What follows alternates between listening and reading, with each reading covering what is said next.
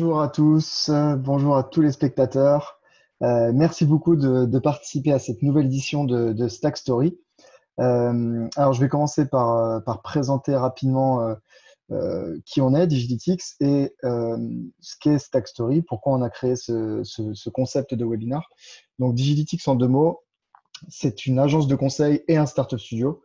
On a vraiment un positionnement hybride entre les deux. Sur la partie conseil, on travaille sur l'expérience client, sur le marketing plutôt digital, le gros hacking, la data marketing, la valorisation de la data marketing, un sujet dont on va parler aujourd'hui. Et également, on a un startup studio, donc on donne la possibilité à nos collaborateurs de créer leurs projets en interne, que ça soit de la création de projets pour nos clients, mais aussi de projets qui peuvent à terme devenir des startups. On a déjà créé 3 startups chez Digilytics en un peu plus de 4 ans. Donc voilà, on a vraiment ce positionnement hybride. Stack Story, pourquoi on a créé Stack Stories? Ce qu'on observe, c'est que les startups, les scale-up, de manière générale, les entreprises les plus matures en digital, utilisent une combinaison d'outils pour construire pour supporter leur processus marketing. Et il y a vraiment cette logique de stack dans le sens où on va empiler des outils et en prenant à chaque fois l'outil qui est le plus pertinent en fonction du use case qu'on souhaite adresser. Et donc, c'est vraiment cet ensemble d'outils qu'on appelle la stack marketing. Et on s'est dit que ça pouvait être intéressant de décortiquer les stacks marketing de ces startups et scale-up, tout simplement pour découvrir de nouveaux outils, pour comprendre comment ces outils sont imbriqués, comment la data se transmet entre un outil et un autre, mais aussi pour découvrir des cas d'usage qui sont supportés par cette combinaison d'outils, par cette stack marketing. Là, on en est à notre deuxième édition de Stack Stories et pour cette nouvelle édition, on a la chance de recevoir Arthur Sauvage, qui est Head of Marketing Europe chez LiveRamp. Donc, bonjour Arthur, merci beaucoup de te joindre à nous. Bonjour, merci de m'avoir invité. Alors Arthur, est-ce que tu peux te présenter rapidement? Comme tu l'as dit, je suis Head of Marketing Europe. En fait, je m'occupe de toutes les activités marketing et communication du groupe sur l'Europe. Donc, ça compte 4 pays, donc la France, l'Espagne, l'Italie et l'Allemagne. Ok, très bien. Et pour ceux qui ne connaissent pas LiveRamp, est-ce que tu peux expliquer en deux mots ce que vous faites, quels produits vous proposez? Alors, les produits, on en reviendra un petit peu plus tard, mais je vais présenter Ouais, déjà ce que fait LiveRamp. Donc, LiveRamp, c'est une entreprise américaine qui vient de San Francisco, comme là, derrière. Donc, en fait, on est leader mondial des infrastructures de sécurisées de partage de données. Donc, en fait, on a des capacités de résolution d'identité et un réseau de partenaires assez énorme de plus de 500 partenaires. En fait, on permet aux entreprises et à nos partenaires de connecter, contrôler et d'activer leurs données afin de transformer l'expérience client et de générer de meilleurs revenus. d'accord. Donc la donnée dont tu parles, c'est plutôt de la donnée marketing, publicitaire. Tu peux détailler un peu ces données que vous utilisez, que vous manipulez, Alors, en fait, traitez? on utilise des données qui sont des données en fait de match partenaires. Donc en fait, on a des partenaires, des publishers à qui on installe des pixels sur leur site web et en fait, on récupère de la donnée qu'après on transforme, on crypte et qu'on sécurise. Et en fait, en utilisant les données des annonceurs qu'on va matcher avec ces données que nous on a la capacité en fait de reconnaître le online et le offline. Donc la donnée par exemple de point de vente et la donnée cookie. Et en fait, en matchant les deux, on arrive à reconnaître les gens sur le web. Ok, ok, très clair. Merci beaucoup. Alors on va rentrer maintenant un peu plus dans le vif du sujet, essayer de comprendre un peu comment toi tu fonctionnes, avec quels outils, quels use cases tu mets en œuvre, ceux qui ont fonctionné, ceux qui ont peut-être un peu moins bien fonctionné. Pour les personnes qui sont, donc, enfin pour tous les spectateurs, si vous le souhaitez, il y a la petite section questions-réponses que vous voyez normalement en bas de votre écran. Je vous invite à poser vos questions au fur et à mesure qu'elles vous viennent. Et ce qu'on va faire, c'est qu'à la fin, donc, on va essayer de terminer à 15 heures pour la session d'échange entre Arthur et moi. Et à 15 heures, on va prendre les questions qui ont déjà été posées et en plus les questions que vous allez pouvoir poser à ce moment-là sur cette session de Q&R. Alors, est-ce que tu peux me dire un peu comment est organisée votre équipe grosse, votre équipe marketing chez LiveRamp France ou LiveRamp Europe Oui, plutôt? en fait, ouais, LiveRamp Europe. Donc moi, je travaille aussi beaucoup avec l'équipe marketing des États-Unis. En fait, il y a plusieurs divisions dans l'équipe marketing. Il y a une équipe de Demand Gen, donc Demand Generation. Donc en fait, c'est tout ce qui est programme marketing, tout ce qui est les sites web, tout ce qui est les programmes dans Marketo, les campagnes dans Salesforce, etc. On fait aussi beaucoup de contenu avec beaucoup de blogs, beaucoup de tribunes, beaucoup de guest blogs sur d'autres sites.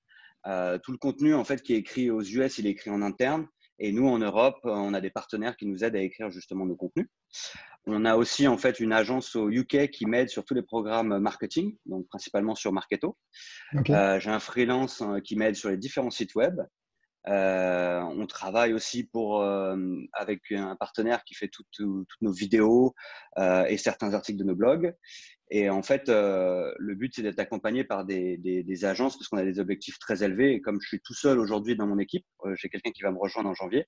Mais c'est plus facile de faire ça avec des agences qui peuvent m'aider à avancer au mieux et faire en sorte que la marque LiveRamp rayonne sur l'Europe.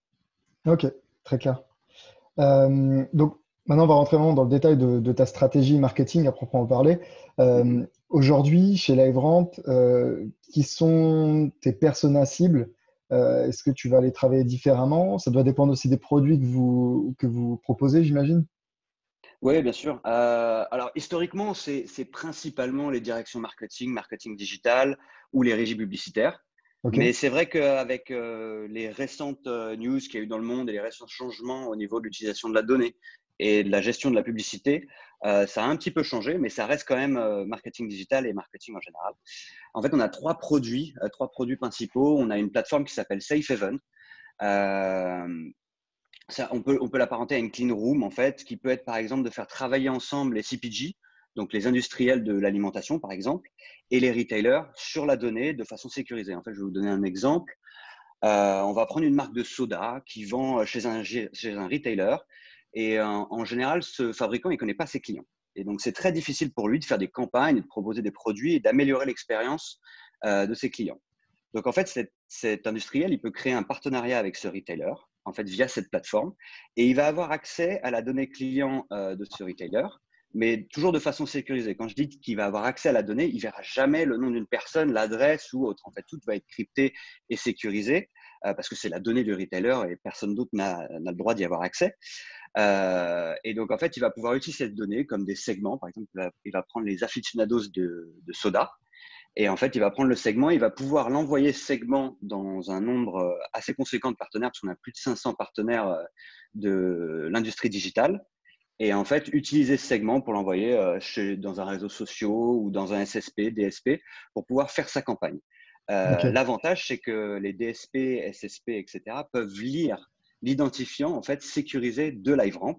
Et en fait, ils communiquent entre eux et c'est là tout notre avantage concurrentiel. D'accord. Donc, ce Le, Safe Haven, c'est un peu votre plateforme historique LiveRamp, c'est ça? C'est le socle un peu de votre Alors, gamme de produits ou... elle est pas historique parce qu'avant, on faisait principalement du CRM onboarding, donc c'était le matchage de données, comme j'expliquais au tout début. Oui, Là, c'est une plateforme vraiment qui permet de faire de la data collaboration. C'est-à-dire d'accord. travailler ensemble, plusieurs acteurs, pour qu'ils puissent créer une expérience client meilleure. D'accord. Donc, c'est du partage de first party, enfin, de seconde party data, du coup, en quelque sorte. Exactement. Ok. Mais sauf qu'il y a, enfin, de façon sécurisée et cryptée, la donnée ne sort jamais de la personne qui est dans la plateforme. Le retailer, Ok. sa donnée ne sort jamais. Ok. Ok, c'est clair. Donc là, sur cette plateforme Safe Haven, tes cibles, c'est plutôt, c'est toujours des directions marketing, hein, j'imagine? Oui, exactement. Ouais, les directions marketing qui souhaitent en fait activer de la donnée sur différentes plateformes web comme les réseaux sociaux, comme j'ai dit, et qui veut être précis en fait aujourd'hui, surtout dans le contexte actuel. On a besoin d'avoir un ROI très élevé parce que les budgets ont baissé cette année à cause du Covid. Donc en fait, on permet en fait de cibler de façon déterministe, donc people-based marketing. Et du coup, en fait, c'est pas du ciblage de masse, quoi. On n'envoie pas l'argent en l'air, c'est vraiment on cible précisément. Ok, c'est très clair. Et donc, tu me parlais d'une deuxième catégorie de produits que vous Oui, avez? exactement. Alors, on a une deuxième catégorie de produits qui s'appelle The Authenticated Traffic Solution. Et en fait, ça, c'est une réponse au changement qu'il y a eu récemment dans le monde de la publicité avec les third-party cookies qui tendent à disparaître. Google a encore fait l'annonce l'année dernière, enfin cette année en janvier, pardon. Et donc, en fait, on a créé un produit, une solution en fait qui permet de rendre le contrôle au publisher. En fait, de façon très simple, au lieu d'utiliser des pixels de third-party cookies, notre opération de sécurisation et de cryptage de données en un ID LiveRamp se passe directement dans l'environnement du publisher. Donc là, sur ce produit, les subs sont plutôt en fait les publishers, les éditeurs de sites web. D'accord, ok. Vous avez fait un petit webinaire avec Thibaut Montagnier récemment là-dessus. Exactement. Le replay est disponible sur notre site d'ailleurs, pour ceux qui ne l'auraient pas vu. Yes, ok. Donc, solution pour les publishers. Donc là, tu vas plutôt adresser des publishers. Mhm. Et dernier produit, le petit dernier, c'est Ah, le ça? petit dernier, on en est très fiers, effectivement. Donc, c'est quelque chose qui a changé en France en août. C'est la télé adressée. Donc, la loi a changé et donc maintenant, on a la capacité de faire de l'addressable TV. Je pense que certains d'entre vous ont déjà dû voir ces mots-clés et de mesurer plus précisément les campagnes télé. Alors, c'était accessible déjà avant, mais maintenant, on peut le faire vraiment et donc, on a la capacité de le faire de façon déterministe. Donc, en fait, LiveRamp a créé une plateforme qui s'appelle Data Plus Math. Enfin, c'est suite à un rachat de Data Plus Math, on a amélioré la plateforme avec les données LiveRamp. Et donc, en fait, qui permet, grâce aux données de conversion d'un annonceur, par exemple, et des expositions des box, de savoir exactement si une pub TV a transformé en magasin sur un site e-commerce ou une visite de site, etc. Donc, en fait, de façon très simple, on permet de transposer les capacités du digital, donc l'analytics classique ou même le ciblage classique qu'on peut faire sur le digital, sur un média qui n'avait pas vraiment changé depuis quelques années. Et donc voilà, donc c'est Olivier Dansac qui s'en occupe chez nous et qui porte ce produit très très bien. Salut Olivier, Olivier qui est parmi nous d'ailleurs. Euh, ok, c'est clair. Donc ouais, vous créez un produit qui permet de faire de l'attribution de télé finalement, Exactement, de pub télé. Ok, très clair. exactement. Euh, donc toi, tu es arrivé il y a combien de temps chez LiveRamp? Moi, ça fait 2 ans que je suis chez LiveRamp. Je suis arrivé chez LiveRamp, j'étais très content. Je connaissais pas trop ce milieu de la publicité et de la data, mais c'est vachement enrichissant. Ce que je cherchais en fait quand j'ai quitté mon ancienne entreprise, c'était dans une entreprise qui voit le futur, donc qui va chercher des produits qui sont un peu dans l'avenir. Et je crois que c'est ce qu'on fait. Et donc, je suis plutôt très heureux chez LiveRamp.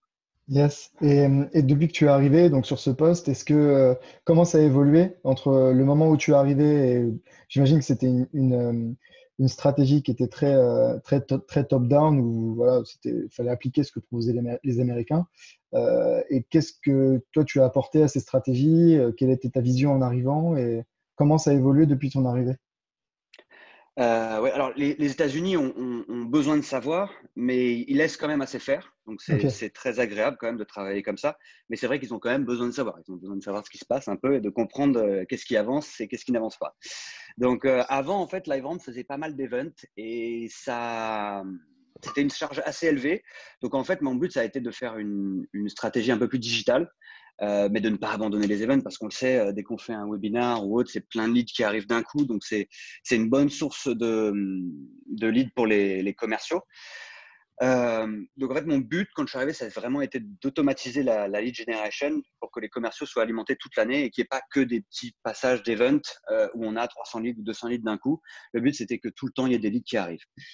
Donc ça passe par plus de contenu sur le site, plus d'ads, un gros focus sur LinkedIn, j'ai vraiment essayé de développer, et un peu plus de SEO pour se positionner sur les mots-clés de notre écosystème en première position.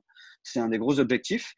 Je considère que le SEO, c'est super important dans une stratégie marketing parce qu'une fois qu'on a fait l'effort, en général, ça reste dans le temps. Et c'est quand même très agréable de voir qu'on a fait un gros effort pendant 3-4 mois à essayer de faire des contenus qui soient vraiment SEO friendly ouais, et qu'après ça reste, on peut se concentrer sur du SEA et d'autres problématiques.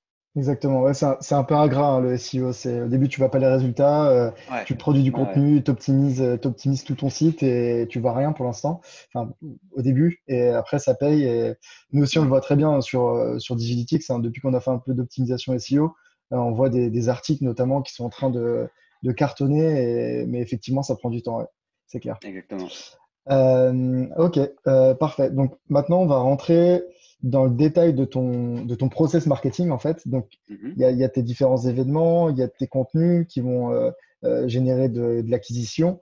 Et est-ce que tu peux nous expliquer comment, enfin quel est le process en fait, le parcours d'un prospect de l'arrivée sur votre site jusqu'à la signature du contrat ou jusqu'à la fin de son contrat, si on peut aller jusque-là. Toujours en essayant de donner à chaque fois les outils que tu utilises et comment la Ok. donnée transite entre un outil et un autre.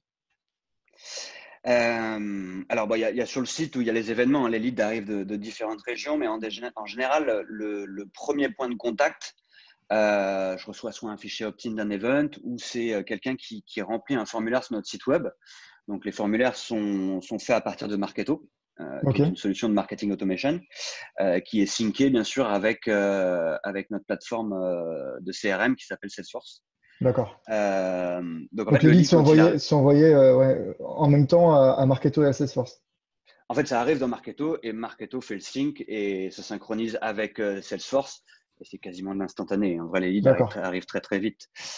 Donc, en fait, le lead, quand il arrive dans notre plateforme de marketing automation, il va être scoré en fonction de ce qu'il a fait.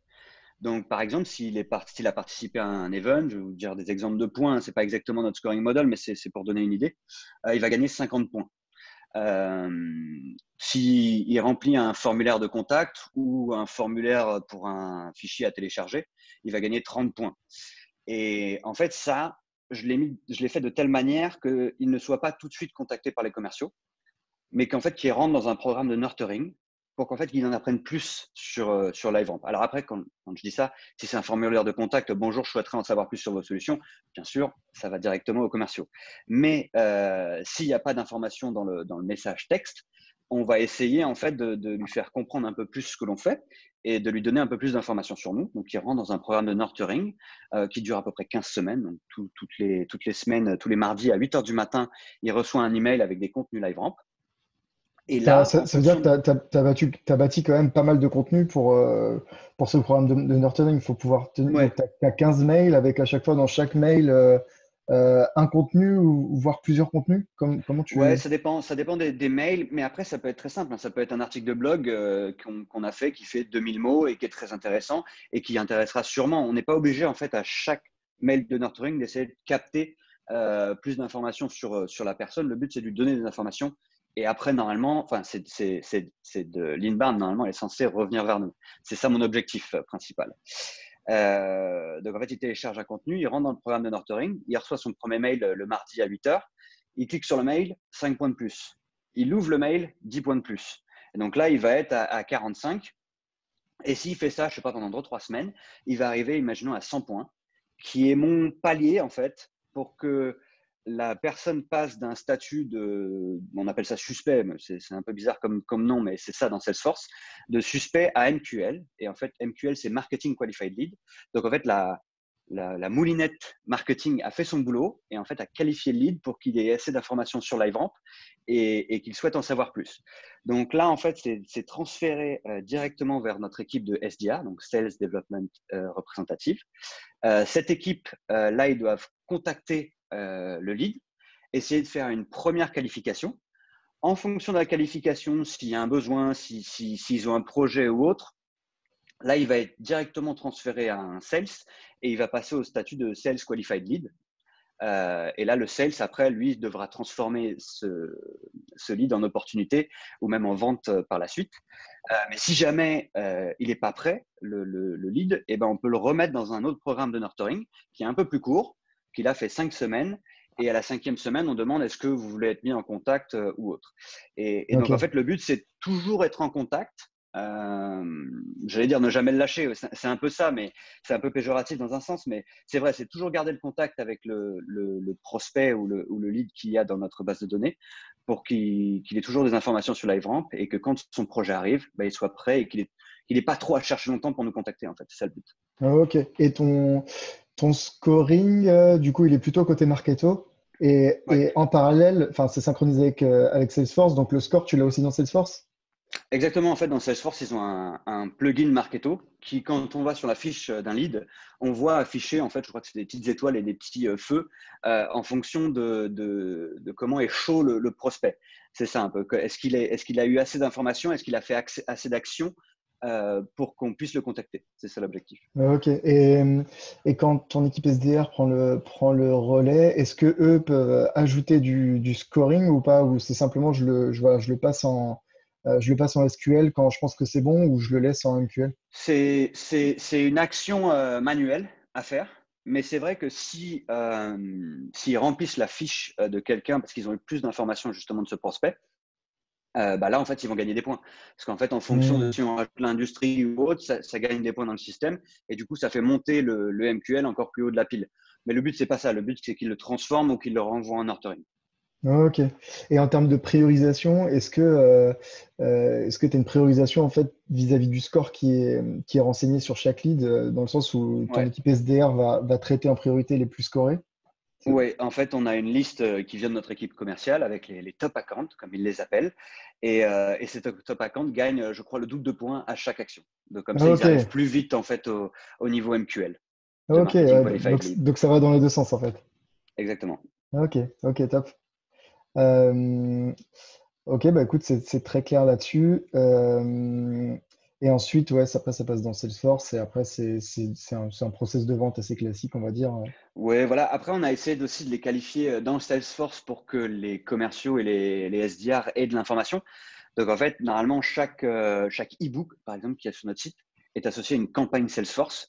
Et donc, en fait, quand le SDR ou le Sales arrive sur le lead et qu'il a téléchargé l'e-book en question, il voit, en fait, qu'il l'a téléchargé. Et comme ça D'accord. permet d'avoir un genre de début de D'accroche, conversation. Voilà, ouais. voilà, vous avez lu l'e-book, etc.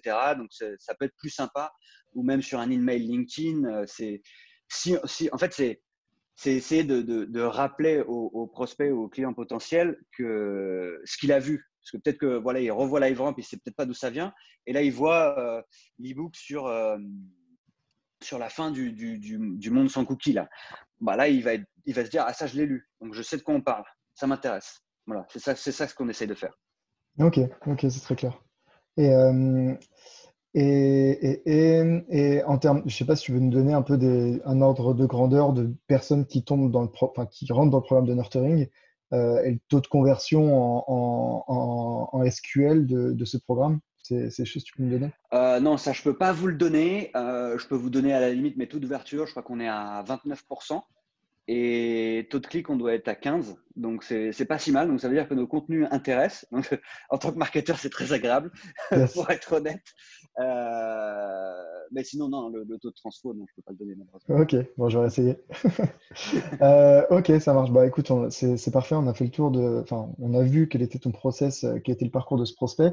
Maintenant, on va rentrer un peu dans le détail des différents outils que tu utilises, Mhm. hormis Marketo et Salesforce. Donc, d'un point de vue, enfin, sur le sujet de l'advertising, est-ce que tu utilises des plateformes particulières, pour faire tes ads? Alors, on n'a pas évoqué une question, mais c'était la question de est-ce que j'utilise ou pas les produits LiveRamp. Bah, je les utilise un petit peu en advertising. Oui, Je ouais. peux faire du search avec, en fait, grâce à notre partenariat avec Google, qui est capable de lire notre ID LiveRamp. Je peux onboarder ma base de données, la mettre dans Google AdWords et en fait lui dire, bah voilà, je veux que tous mes clients ne reçoivent pas cette publicité. Donc, en fait, je mets en repoussoir ma base de données. Ça, je peux le faire. Bon, je vous avoue, je ne le fais pas toutes les semaines. Hein. C'est quand même un process un peu plus long que juste de créer une nouvelle ad. Mais c'est quelque chose que je peux faire et que j'ai déjà fait. Et les résultats, bien sûr, sont toujours meilleurs. Mais c'est vrai que ça prend du temps à mettre en place, surtout quand on est une équipe de une personne. Après, ce que j'aime beaucoup, c'est LinkedIn pour faire de l'ad, parce que je trouve que c'est le réseau qui a la meilleure qualité en termes de base de données, qui a pas mieux. Ouais, Mais après, c'est cher. C'est ouais, cher, donc les budgets partent très très vite et se c'est clair. dégapillent très très vite sur LinkedIn. J'ai fait quelques tests sur Facebook. Quand c'était le confinement en France, il y avait très peu de gens qui faisaient de l'ADS sur Facebook et les CPC étaient, je crois que ça faisait 8 ans que j'avais pas vu des CPC aussi bas sur Facebook. C'était assez incroyable. Là, c'est remonté un petit peu, mais c'est toujours intéressant de faire de la publicité sur Facebook. Le nombre de clics est toujours intéressant. Après, ce qui transforme, c'est un peu différent. Et comment tu définissais Euh, tes audiences sur Facebook? Quels étaient tes critères de segmentation? on prenait à peu près les mêmes critères qu'on avait sur LinkedIn. On arrivait à peu près à transposer marketing digital et tout. Mais c'est vrai que sur Facebook, c'est quand même un peu plus large. C'est Ouais. pas aussi précis que LinkedIn. Donc, c'est vrai que les leads qu'on peut avoir, ça va pas être la même qualité que LinkedIn. Donc, c'est ça. À LinkedIn, on va être, à la limite, je pourrais partager le prix que j'ai pour un lead. Ça va en fonction de la qualité de la campagne, entre 80 et 210 euros à peu près le lead sur LinkedIn. Donc, je parle de lead intéressant, hein, vraiment. Ouais. Sur Facebook, on peut descendre à moins de 30-20 euros. Mais voilà, il y a plus de suivi derrière pour comprendre qui était ce lead et si vraiment il y a un intérêt à travailler avec LiveRamp par la suite. Donc, Ok. c'est pas la même chose. Et après, ce qu'on peut faire aussi, c'est ce qui s'appelle du content syndication. Donc, c'est-à-dire on va trouver un partenaire qui a un gros site web qui met en avant, je sais pas, des livres blancs, des e-books, etc. Et on va faire une campagne sur leur site avec une bannière, un article sponsorisé ou autre. Et en fait, il va nous envoyer les leads. Il va peut-être aussi pousser dans sa newsletter notre contenu. Et l'objectif, en fait, c'est de récupérer ces leads et de voir s'il y a un intérêt justement avec LiveRamp. Ok. Et tu peux, par exemple, dans le cadre de content syndication, partager, par exemple, un form Marketo qui va directement être utilisé par le site partenaire ou c'est de l'envoi un peu Alors plus non, manuel? alors je suis pas assez technique pour parler de ça, mais je crois que le Munchkin Marketo, faut l'installer sur le site si on veut que le formulaire fonctionne. D'accord, ok. Euh, donc en fait, ils peuvent marcher que sur notre site ou sur notre base de landing page qui est Marketo. On pourrait pas, enfin, on pourrait l'envoyer, mais il n'aura pas la même capacité d'analyse et de capter les informations. C'est un pixel en vrai au final, hein, Ouais, donc il n'aura pas la même capacité à capter les informations. Ouais. d'accord, ok, c'est clair. Point de vue CMS, qu'est-ce que vous utilisez? WordPress, assez basique là-dessus. WordPress, on a une équipe de dev aux US qui nous aide à développer dès on a des besoins, mais sinon on reste assez classique sur WordPress. Ok. La partie web A? Alors, on a Google Analytics. Alors, c'est des trucs, c'est assez marrant. C'est peut-être mon ancien job qui fait ça quand j'étais en responsable digital pour la stratégie d'une entreprise. Je passe tous les matins sur Analytics, sur Search Console et sur mon outil préféré, qui est SEMrush. Je ne suis pas payé pour leur faire de la pub, hein, mais je sais pas, j'adore cet outil. Même si je ne fais pas non plus grand-chose, je dois utiliser je sais pas, 3% et demi des fonctionnalités de SEMrush, mais je sais pas, j'adore, je trouve que c'est bien fait, je trouve que quand on a besoin d'une information, on peut la trouver facilement. Donc voilà, j'y passe tous les jours. Je vois mon taux de SEO qui passe, je sais pas, de 21 à 21,02% et je suis Ah, très t'es content. content. Voilà, je vais dire c'est con, mais c'est gratifiant le matin quand on se lève. Ouais, c'est vrai. Pour ceux qui connaissent pas SEMrush, c'est un outil d'analyse SEO qui permet de faire de l'optimisation SEO, d'identifier les mots-clés qui sont pertinents pour votre site, qui est au demeurant très, très bien, comme tu le dis, Mm. Arthur. Ouais. Euh, ok, sur Google Analytics, tu es passé à GA4 ou pas encore? Non, pas encore. Pas Pas encore? encore. Ouais. J'aime pas les nouvelles interfaces ni de AdWords non plus. À chaque fois, je reviens à l'ancienne. Réfractaire au changement, je sais pas, mais je sais pas, je suis plus habitué. En fait, j'ai des clics quasiment en automatique qui Ouais. m'emmènent aux endroits que je souhaite. Et donc, c'est plus facile pour moi. Ok, ok. Petite parenthèse sur GA4, on va bientôt organiser un webinaire pour présenter quelles sont les nouvelles fonctionnalités de l'outil. Donc, vous serez bien sûr tous tenus au courant. Ok, bah avec Euh, ok, plaisir. forme lead generation, donc on a dit Marketo. Euh, et pour oui, l'enrichissement de lead, est-ce que tu as des outils qui vont venir Hmm. récupérer de la donnée externe pour enrichir tes leads? Non, non, non, je fais pas ça. En fait, l'enrichissement de lead, ce qu'on peut faire à la limite, c'est j'ai oublié le terme sur Marketo, mais en fait, voilà, si une personne est passée sur le site et qu'elle a rempli son formulaire, en fait, la prochaine fois où on va le venir et qu'on arrive à la reconnaître, en fait, on va lui proposer d'autres champs. Et donc, en fait, on va permettre d'enrichir la fiche lead de cette manière. Mais sinon, non, j'ai pas de tiers qui enregistre mes données. D'accord, ok, c'est clair. Est-ce que tu peux me parler d'une opération, d'une campagne dont tu es plutôt fier, qui a donné des bons résultats pour toi? Oui, bah en fait quand j'ai été engagé chez LiveRamp, on m'avait dit bon écoute, au bout de 1 an et demi, quand tu seras bien ancré dans l'entreprise, il faudra que tu organises l'événement qui s'appelle Ramp Up, donc qui est un vrai événement aux États-Unis qui rassemble plus de 3000 personnes chaque année à San Francisco quand le monde est un peu plus normal. Et bien sûr, au bout de 6 mois après mon arrivée, ils m'ont dit bon ça y est, c'est l'heure, faut organiser Ramp Up maintenant. Donc un petit peu de pression quand même. Tu m'étonnes. On s'était donné comme objectif d'avoir, je sais plus, au début, je crois qu'on avait commencé par 200 personnes et on a fini avec 1200 inscrits et 595, je crois, participants. Des speakers comme le CMO de Burger King, la CDO de L'Oréal. Enfin, c'était assez incroyable. Il y avait Cédric Villani à l'époque Ouais, je me souviens. Ah, quand on il a était participé. ouais, quand il était pour la mairie de Paris, là, quand il était candidat pour la mairie de Paris, pardon. Donc voilà, on avait essayé de créer une vraie expérience une expérience où en fait on crée un événement de qualité, des conférences de qualité où on ne parle pas spécialement de LiveRamp à chaque conférence. Ce n'était pas du tout mon but. Mon but, c'était de parler de la data en général et du marché de la data en général, de l'écosystème, et de créer une expérience de networking assez sympa. Donc, c'est pour ça, on avait un Benz, on a fait de la pétanque le soir. Enfin, on a essayé de créer vraiment une expérience un peu différente et j'étais très, très fier.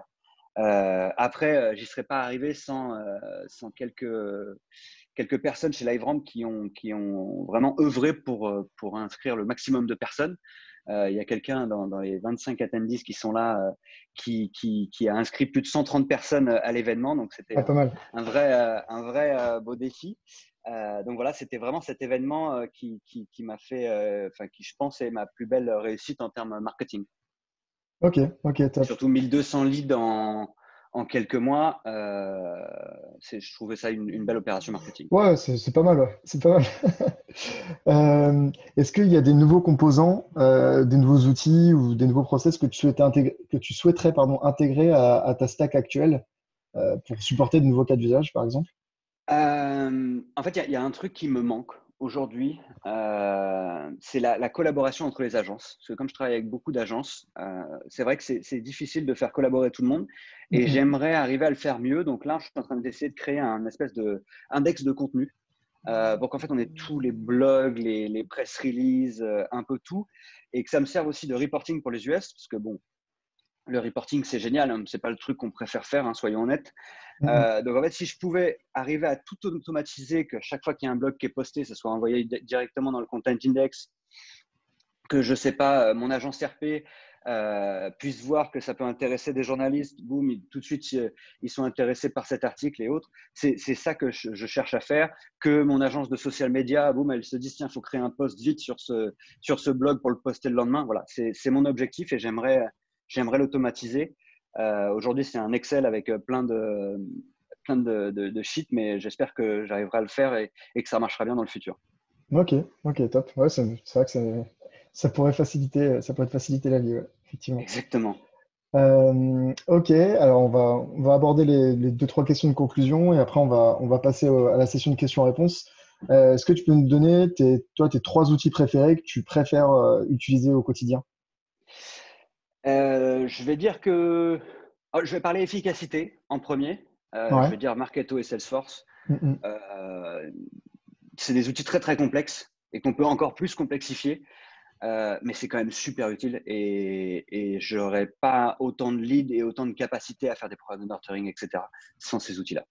Ok, ok, Et parfait. le troisième, je vais revenir sur SEMrush, je suis désolé, mais rien que les Ouais, 2% du matin, ça me fait plaisir, donc je le garde celui-là. ok. Est-ce que tu as un conseil à donner aux autres équipes marketing? J'imagine qu'il y a pas mal de personnes qui travaillent dans le marketing là, qui nous suivent aujourd'hui. Est-ce que tu auras des petits conseils à donner? Ouais, surtout quand vous êtes dans une situation qui est un peu comme la mienne, où vous êtes tout seul, euh, il faut aller vite et il faut aller chercher ce qui transforme vite. C'est-à-dire que j'aimerais pouvoir tester, j'aimerais pouvoir lancer des nouveaux projets, etc. Comme le Content Index, j'en ai plein en tête que j'aimerais faire, mais j'ai pas le temps. Et donc, en fait, je vais aller chercher la transfo rapide. Je vais aller chercher un webinar avec un partenaire, même s'il coûte, je sais pas, 2 000 € de plus que si je le faisais en interne. Si j'ai 150 litres de plus, ça vaut largement le coup. En fait, c'est ça que je vais aller chercher, c'est la transfo rapide. Ok, c'est clair. Et oui, voilà, est-ce qu'il y a une personne que tu me conseillerais d'interviewer pour la prochaine session de Stack Story? Ouais, si tu souhaites aller un peu dans le social media, il y a quelqu'un avec qui je travaille depuis 5 ans qui m'accompagne sur la stratégie social media qui s'appelle Alban Salini et qui est le DG de The Social Republic, qui est une très belle boîte avec qui je travaille et je pense qu'il sera un plaisir de répondre à ton invitation. Ok, top. Merci beaucoup. Euh, on en a terminé pour cet échange. Est-ce qu'il y a des questions? Ouais, je vois qu'il y en a dans la partie questions-réponses. Donc pour les autres, si vous avez des questions, n'hésitez pas hein, à les poser là dans la petite section questions-réponses. Alors on a une première question de Clément. Le contenu du programme de nurturing s'adapte-t-il si votre prospect n'ouvre pas, ne lit pas, ne clique pas sur le CTA? Non, non, je suis pas allé aussi loin. J'aimerais, hein, j'aimerais pouvoir le faire. Il y a beaucoup d'outils qui le font et c'est vrai que c'est sûrement un des projets que je vais avoir, mais quand j'aurai un peu plus de monde dans mon équipe et que je pourrai me concentrer ce genre de projet. Ok. Comment s'appelle le troisième outil que tu conseilles? Alors, je crois que c'était SEMrush, hein. Ouais, SEMrush.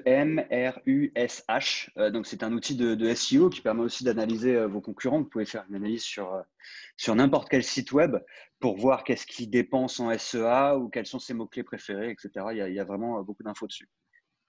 Yes. Ensuite, on a des questions de la part de Mounia sur la data security. Alors, est-ce que tes plateformes sont RGPD compliant?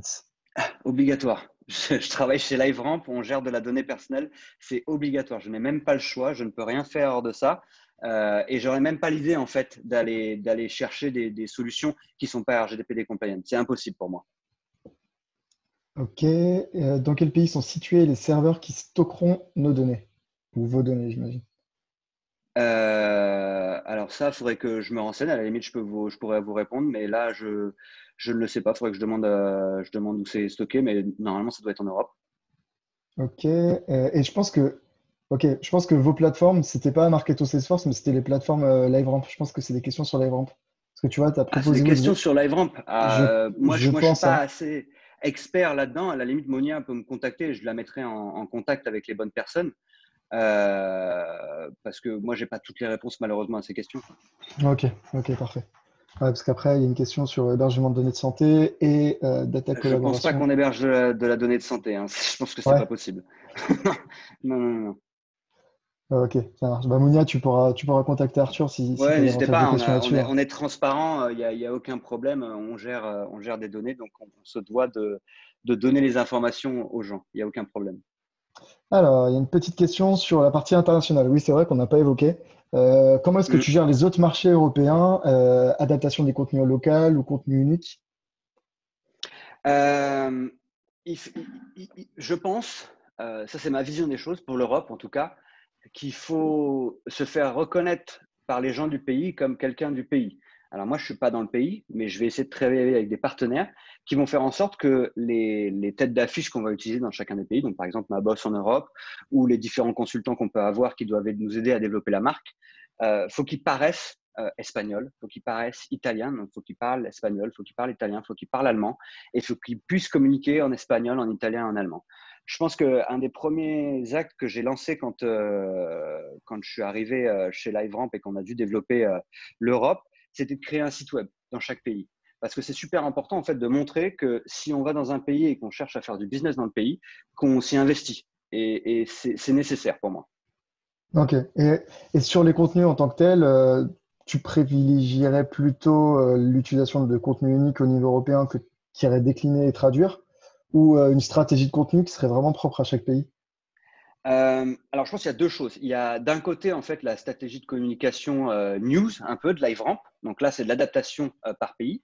Et après, il y a un peu une stratégie SEO et une stratégie aussi pour des spécifications de chaque pays. C'est-à-dire qu'en France, on a des articles qui sont spécifiques à la France. En Espagne, on en aura des spécifiques à l'Espagne, des spécifiques à l'Italie et spécifiques à l'Allemagne. Parce que ce sont des marchés différents. Et on se doit en fait de répondre aussi parce qu'on veut être reconnu comme leader dans chacun de ces pays. Donc, c'est notre objectif aussi de montrer qu'on a notre mot à dire et des réponses aux questions que peuvent se poser les différentes personnes de l'écosystème dans chaque pays. Ok, très clair. Et tu m'avais parlé quand on a préparé ce webinaire aussi de l'efficacité des campagnes en fonction des pays, qu'il y avait certains pays qui Ouais, répondaient moins bien aux publicités, par exemple. exactement. En fait, après, ça dépend des réseaux sociaux, mais c'est vrai Ouais, que sur la France, l'Espagne et l'Italie, je trouve que nos campagnes marchent très bien. Sur l'Allemagne, c'est un peu plus compliqué. Alors, je suis en train de voir qu'est-ce qu'il faut améliorer. Est-ce qu'il faut améliorer les messages? Est-ce qu'il faut améliorer comment ça s'appelle le les ciblage. visuels qu'on peut utiliser? Ouais, les visuels qu'on peut utiliser, les plateformes qu'on utilise aussi. On est inscrit sur Xing, on fait de la publicité sur Xing, qui est le LinkedIn allemand.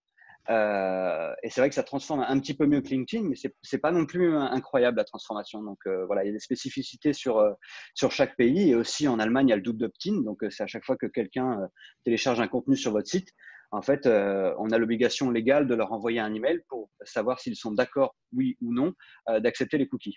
Alors, on parlait de RGPD. Voilà, ça, c'est une spécificité à l'Allemagne. Et alors, je ne suis pas spécialiste de la loi dans le RGPD, mais ce qui est dit, en fait, c'est que la loi du pays prévaut le RGPD. Donc, en fait, le Mhm. RGPD donne ses lois. Et l'Allemagne avait dit, bah, moi, j'ai cette loi en plus, donc je veux l'ajouter en plus sur le RGPD. Donc, voilà, donc on D'accord. s'adapte. On s'adapte au pays et aux règles du pays. Ok, très clair. Est-ce qu'il y a d'autres questions des personnes dans le chat? On a réussi à pas mal tenir le timing, hein. Qu'est-ce que tu en penses? Il est Bah, parfait, 15h11. On est pas parfait, mal, on est pas mal. nickel. Je laisse encore un peu de temps s'il y a des personnes qui ont des questions. N'hésitez pas, hein.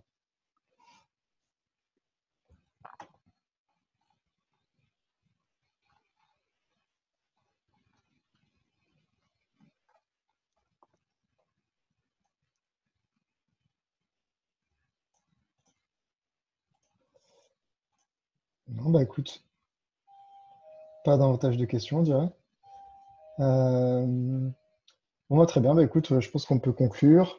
Merci beaucoup à tous les Merci de spectateurs. l'invitation. Merci à toi, Arthur, hein, d'avoir participé. On a appris plein de choses. Merci beaucoup. Et bah, écoutez, pour les autres, si vous avez des questions, n'hésitez surtout pas à contacter Arthur, hein. Ce que je vais Ouais. faire, c'est que je Mounia, vais, si vous souhaitez en savoir plus, avec plaisir pour vous répondre. yes. Ce que je vais faire, c'est que ce webinaire, je vais le mettre en replay et je vais ajouter tes coordonnées, Arthur, pour que les Mhm. personnes qui souhaitent te contacter puissent le faire sans problème. Avec plaisir. Voilà, je vous remercie beaucoup et je vous souhaite une excellente après-midi à tous. Merci. Au Au revoir tout revoir. le monde.